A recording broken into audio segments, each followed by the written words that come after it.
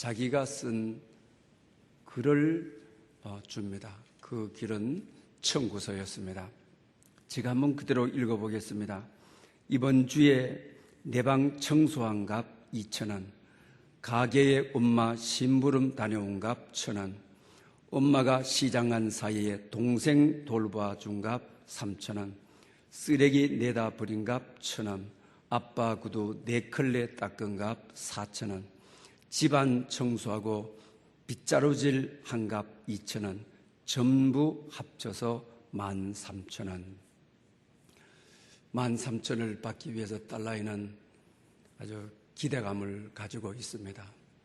그때 엄마는 이 딸아이의 얼굴을 바라보면서 그 영수증 청구서를 달라고, 그래서 뒷면에 이렇게 쓰게 되는 것입니다. 한번 좀 그대로 읽어보겠습니다. 너를 뱃속에서 10달을 동안 데리고 다닌 값 무료. 내가 아플 때 밤을 새워가며 간호하고 널 위해 기도한 값 무료. 널 지키며 지금까지 여러 해 동안 힘들어하고 눈물 흘린 값 무료. 장난감, 음식, 옷, 그리고 내 코를 풀어준 것도 무료. 내게 대한 나의 사랑의 정까지 모두 무료. 딸은 엄마의 이 글을 읽고 눈물을 뚝뚝 떨어뜨립니다. 그러면서 이 딸아이는 엄마 사랑해요, 엄마 감사해요 합니다. 그리고 다시 연필을 가지고 와서 글을 씁니다. 전부 다 지불되었음. 작가는 이 글을 이 세상에서 가장 아름다운 영수증이라고 하였습니다. 딸아이가 철이 들어서 엄마에게 감사를 느끼고 전부 다 이제는 지불되었다, 그런 고백이 딸아이의 철등을 표현하는 것이죠. 우리 신앙의 삶에 있어서도 감사를 표현하고 살아가는 것이 참 그리스도인으로 서가는 자세라고 하는 것입니다. 하나님께서는 공기를 우리에게 무료로 주시고 독생자 아들을 거저 보내주시고 우리를 위하여 십자가에 돌아가 주시고 또 우리에게 자연을 허락해 주시고 오늘도 이 강대상에 아름다운 꽃들을 하나님이 피워주시고 우리의 인간의 노력이 아닌 하나님의 은혜인 것이죠. 여러분 돌아보면서 얼마나 하나님께 감사하면서 생활하십니까? 그래서 오늘은 창세기 16장 중심으로 하갈, 부엘하의 로이에서 만난 하나님의 감사라, 이런 제목으로 감사에 대해서 여러분에게 말씀을 드리려고 합니다. 또 지금 상태를 우리가 돌아보면 어떻습니까? 코로나19로 말미암아 예배 인원이 이렇게 나오지를 못하는 것입니다. 한 2개월 전하고 비교하면 그때는 우리가 예배가 하나님의 선물이고 감사를 몰랐죠. 당연한 것인 줄 알았죠. 또 교회에서 예배 후에 같이 식사하고 교제하고 아주 당연한 것으로 알았죠.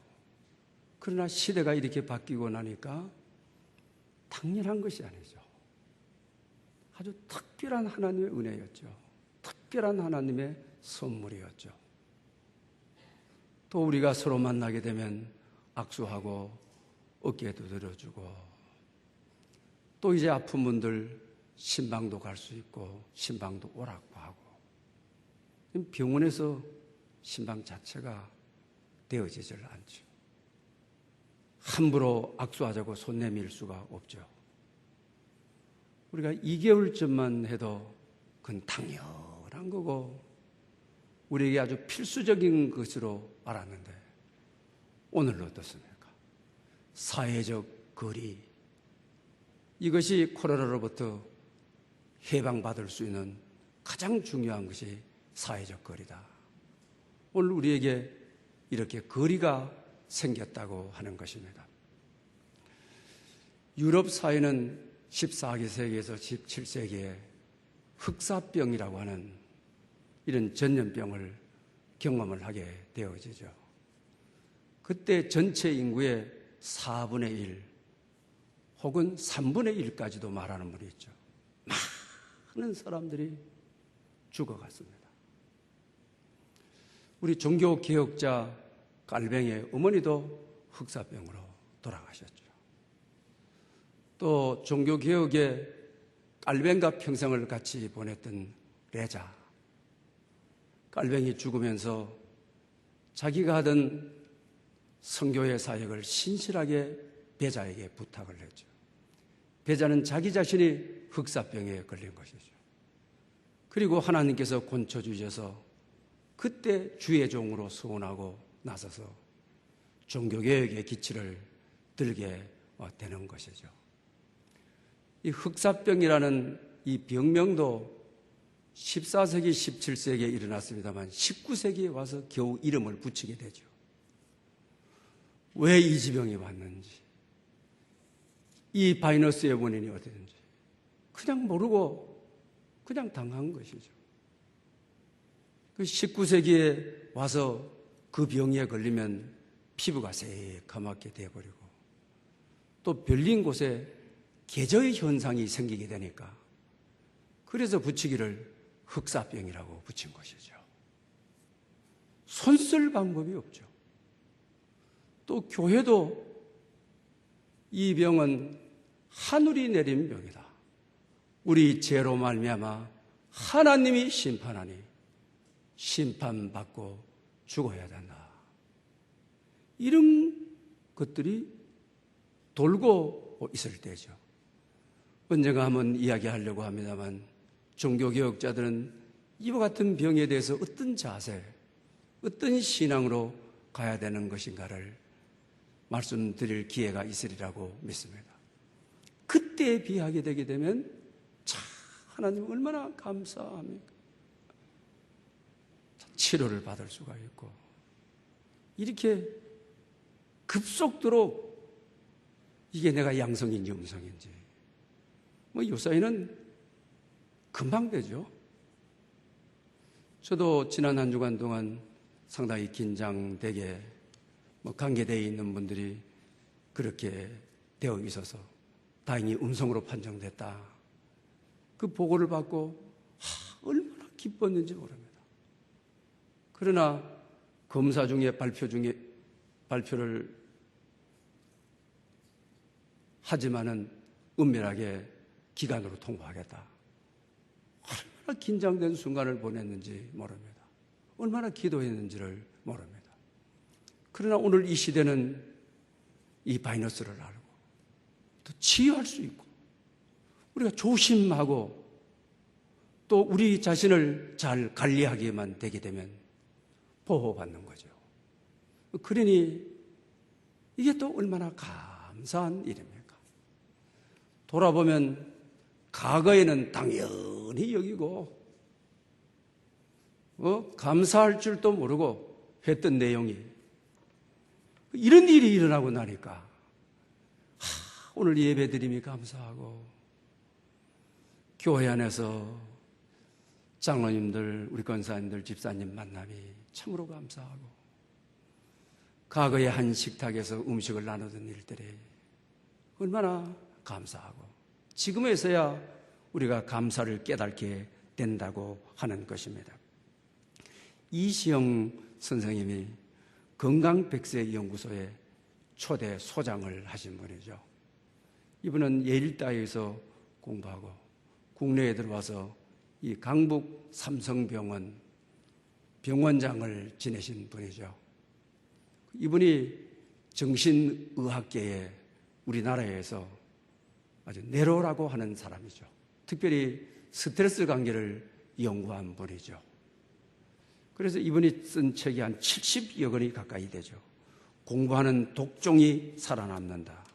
행복한 독종. 세로토닉 하라. 이런 데 대한 내용이죠. 자기 자신이 감사를 발견했던 내용을 소개하고 있는 것을 보게 됩니다. 하버드 대학에 있을 때에 그 하버드 대학 졸업식이었는데 그 당시에 초청받아서 이 졸업식에 강연을 하신 분이 한스 이 셀러라고 하는 분이었습니다. 원래 이분은 캐나다 사람이죠. 그런데 이 슬로바키아 탄생으로서 캐나다 사람입니다. 노벨 의학상을 받은 사람입니다. 그래서 하버드 대학 졸업식에 강연으로 초청받았습니다. 그래서 하버드 대학의 많은 교수들이 초청을 해서 그의 강의를 듣고 강의가 끝났을 때 노학자들이 일체에 다 일어나서 자기도 기립박수를 했다고 하는 것입니다. 그리고 이제 이분이 강연을 마치고 이제 떠나려고 하는 것이죠. 그래서 한 학생이 이제 묻게 되는 것입니다. 이 시대가 스트레스의 홍수 시대인데 어떻게 하면 이 스트레스로부터 이길 수 있는 방법이 없습니까? 그런데 한스 셀리는 appreciation, 감사입니다. 모든 지병이 스트레스로부터 오는데 암도 성인병도 그리고 또 불치의 병도 대부분 다가 스트레스로부터 오는데 이 정신의학계의 거장이 노벨 의학상을 받은 분이 어떤 신경계통을 이야기하는 것이 아니고 아주 다른 감사입니다. 감사하고 살면 스트레스를 해결할 수 있습니다. 그리고 사람이 자연 치유가 될 수 있습니다. 감사는 자연 정화제입니다. 이런 놀라운 발표를 자기 자신이 듣게 되었다고 하였습니다. 그러면서 자기가 국내에 들어와서 병원장이 되었지만은 감사에 대한 책을 많이 쓰게 됩니다. 또 내과학적으로도 마찬가지라 하더라고요. 감사했을 때 우리 머리에 그 에너지 가운데 세로토닉이라고 하는 항생체가 생명체가 집중적으로 공급이 되어진다고 하는 것이죠. 이 세로토닉이 우리 몸을 편안하게 해주고 그리고 몸과 우리 육체와 정신에게 활력을 불어넣어 준다고 하는 것입니다. 그러면서 종교에 대한 이야기를 하고 있는 것을 보게 됩니다. 우리 기독교인들이 믿지 않는 사람들보다도 건강하다. 장수한다고 하는 것이 정신의학계의 통계라고 하는 것입니다. 정신의학계의 증거로 입증되었다고 하는 것입니다. 그러면서 그분이 왜 기독교인들이 믿지 않는 사람들보다도 장수하느냐, 건강하느냐? 그것은 범사에 감사다. 감사가 해답이다. 라고 하는 것입니다. 우리 기독교인들은 범사에 감사하죠. 특히 그런 이야기를 합니다. 우리 장려식에 대부분 다 막 대성통곡하고 막 가슴을 찢고 옷을 찢고 지금 떠나면 언제 오나 하고 그러지 않습니까? 그러나 기독교는 자식을 앞세워도 아버지를 앞세워도 노래하는 찬양하는 그 범사에 감사. 이게 그들의 건강이다. 장수라고 하는 것입니다. 아무리 절망스러워도 아무리 낙심되어도 모든 것이 합력하여 선을 이룬다고 하는 미래의 나의 재산이 되고 이 고난이 이 실패가 미래의 하나님께서 나를 선하게 이끌어가는 길이 되고 삶이 되고 존재가 된다고 하는 그렇기 때문에 넘어져도 감사하고 쓰러져도 감사하고 이게 범사에 감사라고 하는 것이죠. 여러분 우리 교회가 영성감사일기 한 7년 이제 하고 있죠. 또 많은 분들이 참여해 주셔서 감사합니다. 근데 정말 여러분 일기를 써보면서 경험하는 것이 뭡니까? 오늘의 실패, 오늘의 넘어짐, 오늘의 손해, 오늘의 우울함. 그걸 마지막에 어떻게 쓰고 있습니까? 정말 오늘은 우울한 날이었습니다. 오늘이 참 없었으면 좋았을 것 같습니다. 그러면 감사일기는 범사에 감사하도록, 그러나 하나님 감사합니다. 오늘의 이 우울함이 내 인생에 쓰임발이 올 날을 합력하여 선을 이루어 한박 웃을 날이 올 것을 기대하며 감사합니다. 아마 감사일기를 오래 쓰신 분들은 그리고 나면 어떻습니까? 얼마나 속이 편안하고 긴장했던 몸이 움직이고 마음도 움직이고 기분도 좋아지고,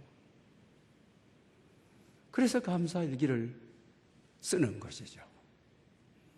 그래서 스트레스를 몰아내는 거죠. 그래서 내 몸에 있는 우울함을 몰아내는 거죠.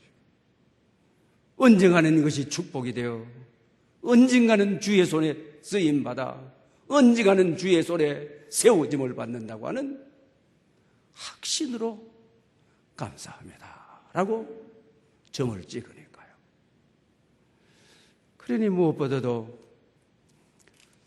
감사를 회복하는 것이 중요하다라고 하는 것입니다.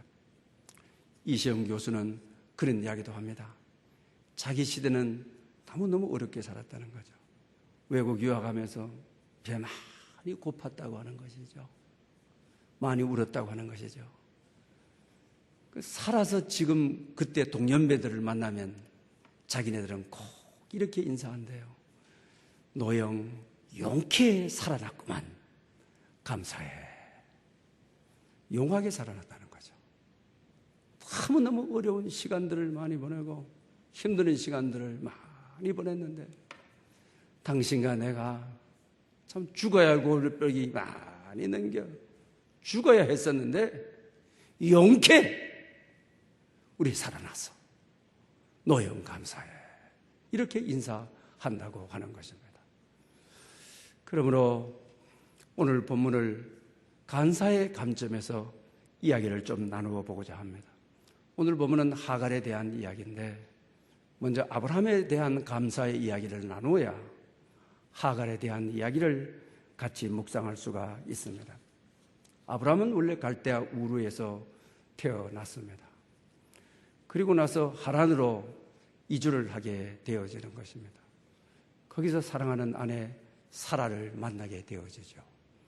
그리고 거기서 자기 아버지 데라는 세상을 뜨게 됩니다.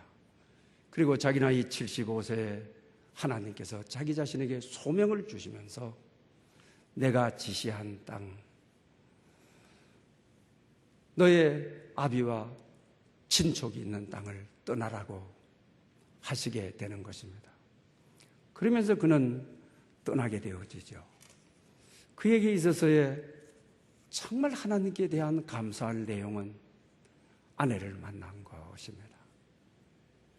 그 부부 관계에 있어서 어떤 이해를 저해하거나 위로를 저해하는 어떤 해도 없었습니다. 참 부부 관계가 좋았습니다. 서로를 위하고 이해하고 사는, 이것이 하나님의 선물이죠. 이것이 하나님의 정말 은혜인 것이죠. 감사의 내용 가운데 가족에 대한 감사가 가장 큰 감사죠. 무엇을 많이 가졌다 한다 할지라도 가족에 대한 아픔이 있으면 슬픔이죠. 나중에 가서 여기서 이제 문제가 생기기는 문제가 생기게 되어지는 것입니다. 하갈도 여기서도 유래되는 것이죠. 이스마엘도 여기서 유래가 되어지는 것입니다. 그리고 두 번째로는 가나안 땅에 들어가서 재물의 복을 받았습니다. 정말 조카로하고 아내 사라하고 들어갔습니다. 서로를 양을 치게 되는데 재산이 불어나게 되니까 조카하고 다툼이 생기고, 또 아브라함을 따르는 종들하고 조카 롯이 따르는 종들이 다툼이 생기게 되죠. 그때 아브라함이 아주 큰 양보를 합니다. 크게 줘버립니다. 아주. 그 요당 비옥한 땅을 보여주면서 네가 자하면 내가 우하고 네가 우하면 내가 자하겠다. 소돔과 고모라가 있는 비옥한 땅을 선택하도록 보내는 거죠. 크게 양보하고 크게 한번 쓰고 나니까 하나님이 자기를 크게 축복하시는데, 아브라함아, 동서남북을 바라보라. 네가 바라보는 모든 땅 너에게 주리라. 얼마나 놀라운, 내 눈이 미치는 곳, 내 눈이 닿는 모든 곳 너에게 주리라. 이것으로 끝나지 않죠. 너가 섰는 땅 종과 행으로 네 마음껏 따르라. 네가 밟은 땅 다 너에게 주리라. 이보다 더 큰 복이 어디 있습니까? 내 눈이 닿는 모든 곳 내 것이 되고, 내 발걸음이 닿는 모든 땅, 정말 가나안의 거부가 되었죠. 땅에 대한 약속이죠. 그리고 나서 그 다음에 후손에 대한 약속을 하죠. 너의 자식이 티끌같이 많으리라. 티끌에 대한, 티끌은 셀 수가 없는 것이죠. 정말 감사하죠. 몇 사람이 왔는데 정말 하나님이 이렇게 크게 이렇게 축복해 주신, 내 인생을 만족해 하신 하나님, 내 잔을 넘치게 하신 하나님께 그런 감사와 감격할 수밖에 없죠. 아브라함의 생애를 간사의 관점에서 해석하면 그렇게밖에 할 수가 없는 것입니다. 그리고 이것으로 끝나는 것이 아니죠. 우리가 재물을 가지면 그 다음에 사람들이 건세를 가지고 싶어 하죠. 조카 롯이 갔는데 조카 롯이 전쟁이 일어나가지고 포로로 잡혀갔다고 하는 전가를 받게 됩니다. 그래서 아브라함이 자기 집안에 군사를 318명, 이야, 얼마나 잘 살았는지, 경호원을, 군사를 318명이나 전쟁할 수 있는 개인 경호원 군사를 그 정도로 거느리고, 조카 롯이 있는 곳에 가서 그를 데리고 나오게 되는 것이죠. 그랬을 때 지극히 높은 제사장 멜기세덱, 샬롬 왕이 와가지고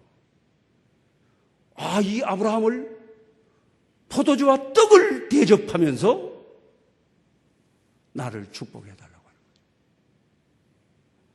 여러분, 정말 그 시대에 얼마나 큰 아브라함의 영향력이 있고 건세가 있고 지역사회에 저명도가 있었는가를 알 수가 있는 것이죠.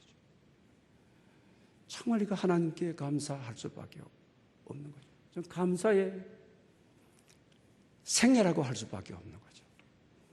조카하고 다투어서 조카에게도 양보해야 되는 이 삼촌이었는데 군사를 하나님이 허락해 주시고 그 조카를 포로에서 데리고 나오는 거지. 그리고 최고의 영적인 멜기세덱, 그가 자기에게 포도주와 떡을 주면서 인사하는 이런 놀라운 권세, 이 권세에 대해서 하나님이 주신 것이죠. 정말 은혜로운 것이죠. 그런 감사할 수밖에 없었던 것입니다. 그런데 이것으로 끝나지 않고 그는 영적인 거리, 영적인 능력이 참으로 중요한 것이죠. 이 멜기세덱이 아브라함에게 그러죠. 천재의 주제시여 아브라함에게 복을 주시옵소서. 영적인 복을 누리는 것. 그리고 그는 얼마나 영적인 대가였던지 창세기 15장에 보게 되면 하나님이 아브라함에게 나타나서 그러죠. 두려워하지 말아라. 나는 너의 방패라.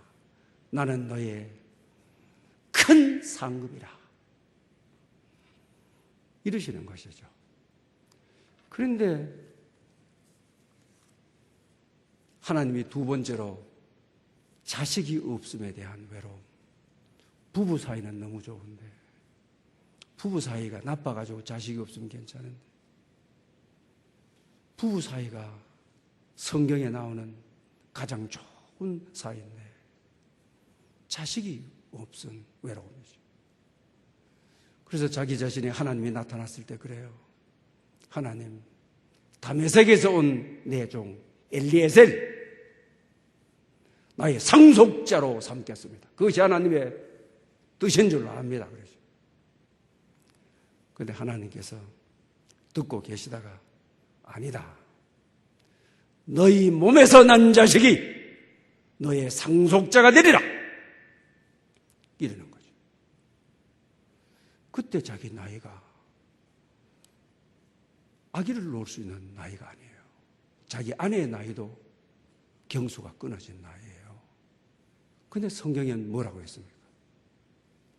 아브라함이 믿었다.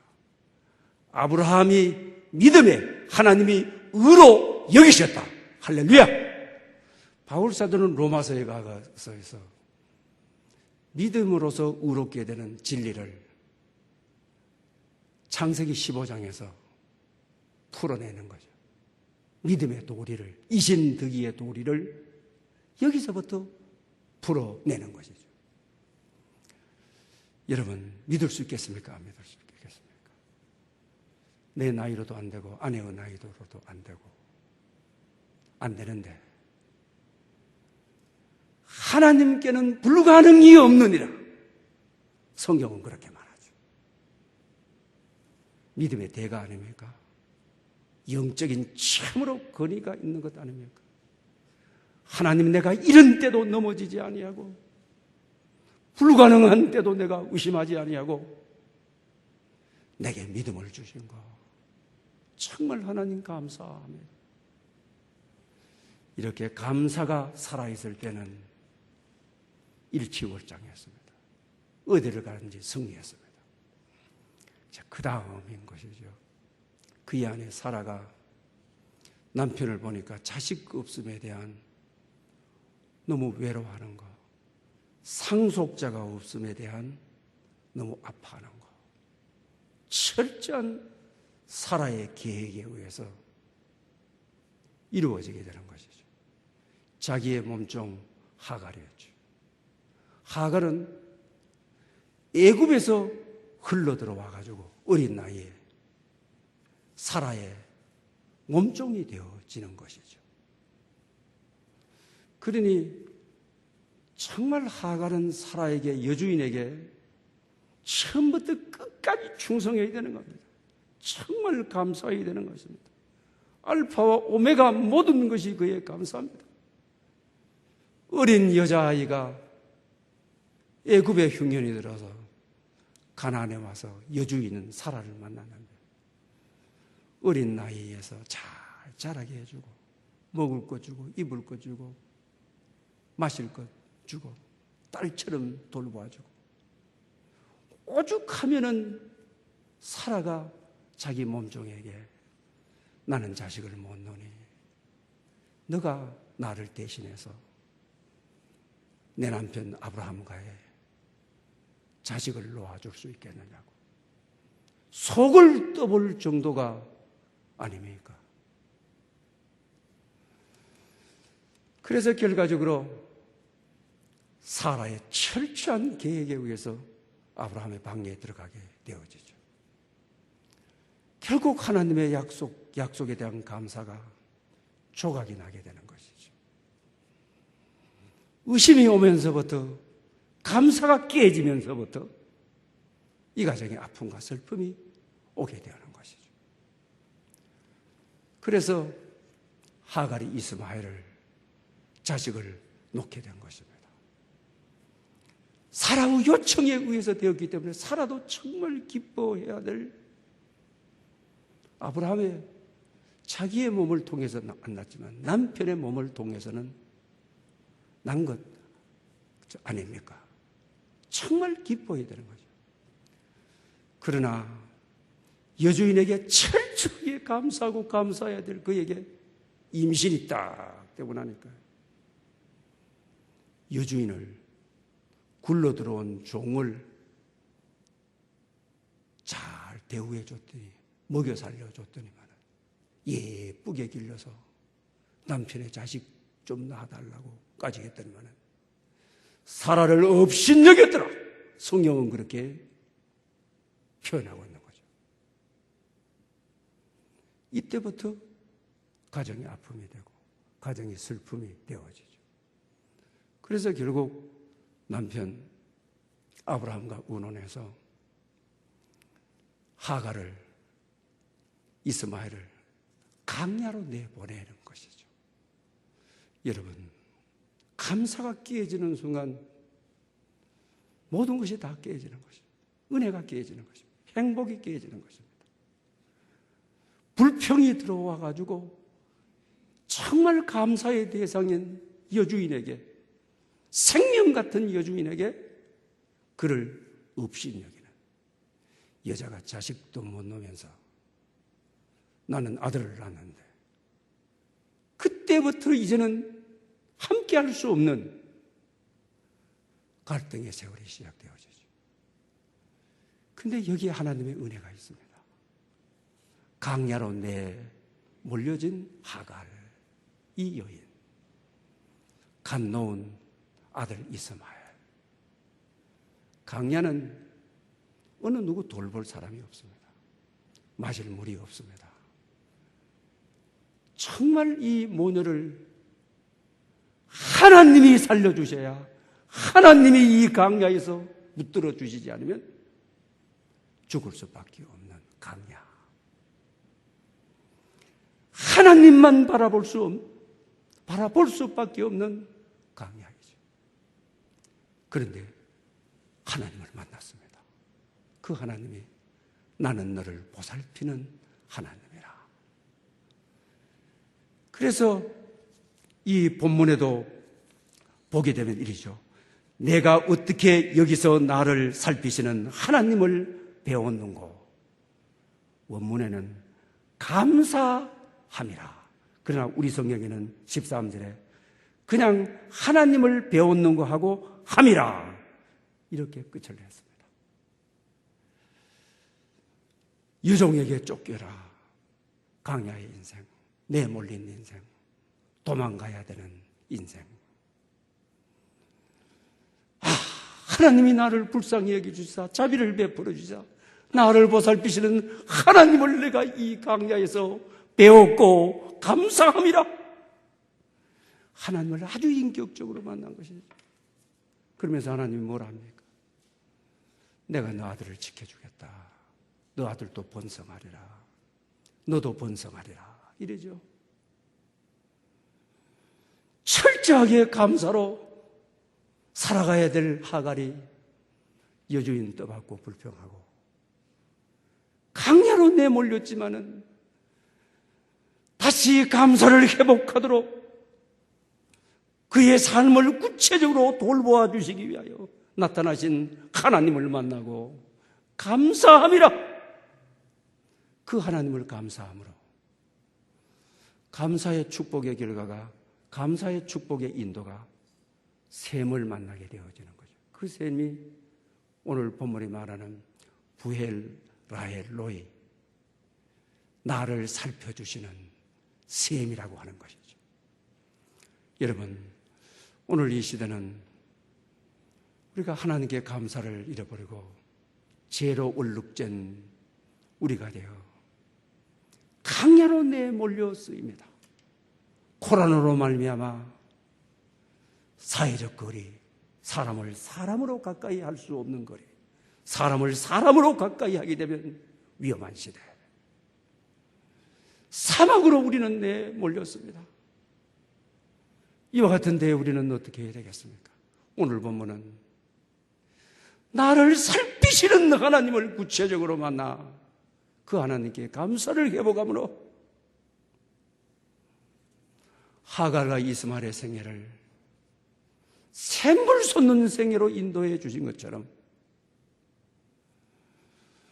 광야의 인생을 살아가는 이들이 정말 이 땅을 치유하시는, 이 코로나를 내몰 수 있는 전능자 치료하시는 하나님을 우리가 정말 구체적으로 만날 수만 있다고 한다면 이 땅을 치유하시고 하갈을 치유하시고 하갈에게 해답이 되어주시고 하갈에게 미래와 비전을 제시했던 하나님이, 이것이 우리의 기회가 되어 은혜가 되어 하나님은 우리의 삶을 이끌어 가시고 인도해 주실 것입니다. 우리를 내 몸 강야, 사람 만나지 말라고 하는 기도의 강야, 하나님만 의지할 수밖에 없는, 나를 살려달라고 호소할 수밖에 없는, 기도만이 해답일 수 있는 이 강야 사막, 이 하나님을 만남으로 나는 너를 보살피는 하나님이라. 보살핌의 샘을 제공해 주는 여러분 생애 속에서도 부엘 나에로이, 이 샘이 있는, 이 우물이 있는 역사가 있기를 축원합니다. 우리 옛말에 그런 말이 있죠. 담을 밀어버리면 문이 된다. 문을 열면 길이 된다. 감사를 회복하게 되게 되면 문이 열려지고, 어떻게 살아야 되지? 문이 열려지고, 문을 열게 되게 되면 길이 보이는, 길이 열리는, 오늘 이 시대를 우리가 잘 극복하고 하나님께서 우리의 문이 되어주시고 우리 길이 되어주시는 감사의 회복이 중요하다라고 하는 것입니다.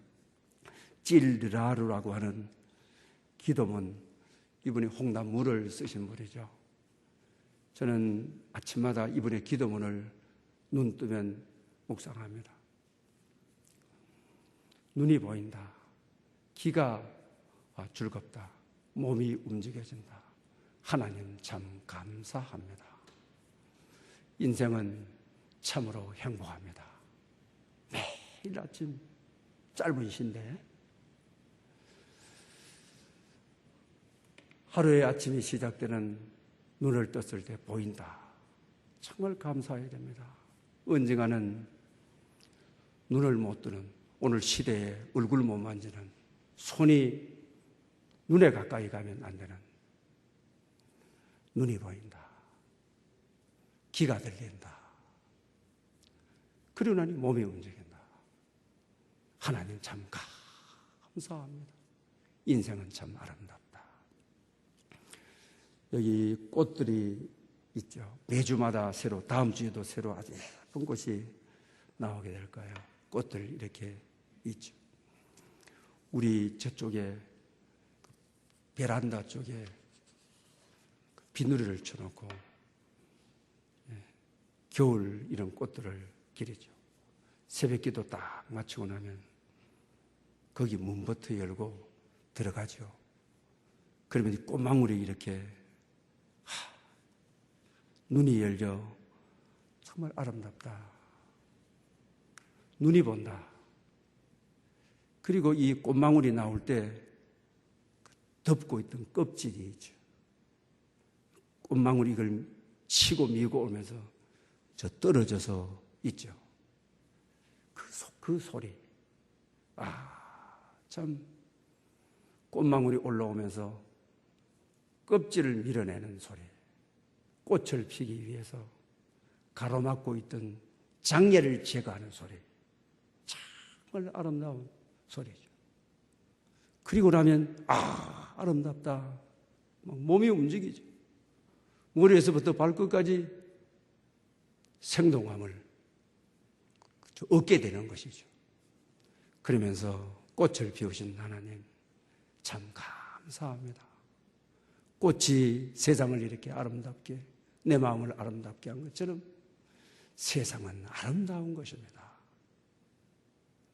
이렇게 매일 아침마다 이 시인은 고백함으로 인생은 행복하다. 인생은 살만하다. 이렇게 고백하고 있다라고 하는 것입니다. 그러므로 사랑하는 여러분, 오늘 하갈처럼 강야에서라도 이 어두움 깊은 속에서라도 정말 감사를 회복하여 기도를 통해서 평범한 감사, 일반적인 감사, 그리고 특별한 사연을 일으키는 특별한 감사, 그리고 넘치는 감사, 어떤 경우 어떤 형편 속에서도 강야에서 드리는 감사, 사막에서 드리는 감사, 이 감사를 회복함으로 오늘 이 시대에 해답을 얻는, 오늘 이 시대에 하나님의 은총이 여러분을 감싸기를.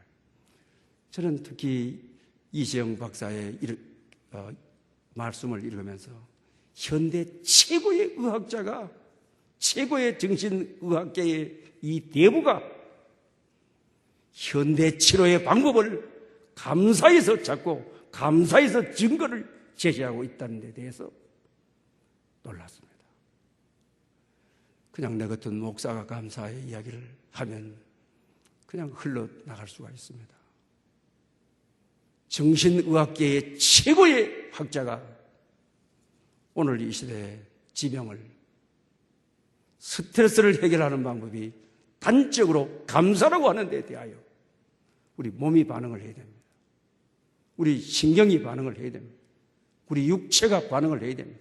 오늘 본문이 말하는 것처럼 하갈이 강야에서 감사를 만나 하나님께 감사를 회복함으로 새로운 축복의 샘을 터뜨려 주신 것들처럼 여러분 삶의 모든 일상에 은혜와 능력의 샘이 터져나오기를 축원합니다. 할렐루야. 영광 받으시기에 합당하신 하나님 아버지, 오늘 우리는 강야와 같은 어두운 세상을 보내고 있습니다. 하나님이 아니시면 우리를 보살펴 줄 자가 없는 강야에 내몰려 있습니다.